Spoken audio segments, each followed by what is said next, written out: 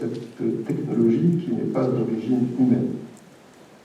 Donc c'est ça, c'est la motivation au départ, c'était de transmettre quelque chose à partir du travail que nous, on avait effectué. C'était ça le but initial. Et par la force des choses, je suis un peu devenu, je dirais, le spécialiste français pour moi, des ONI de forme triangulaire, parce que bon, en faisant des recherches, je me suis aperçu qu'il n'existait pas d'études et de travail complet sur ce sujet. Sans vouloir me vanter, je pense être le premier chercheur, le premier ufologue français à avoir fait un travail aussi complet que possible sur ces ONI de forme triangulaire.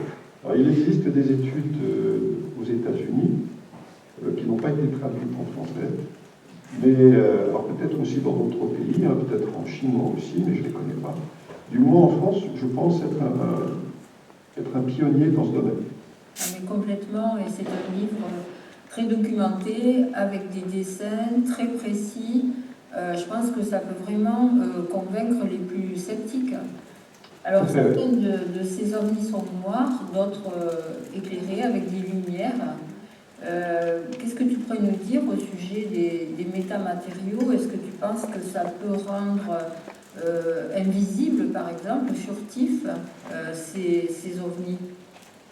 Oui, tout à fait. Alors, bon, en récoltant les témoignages, en même temps qu'on récoltait les témoignages, des gens nous décrivent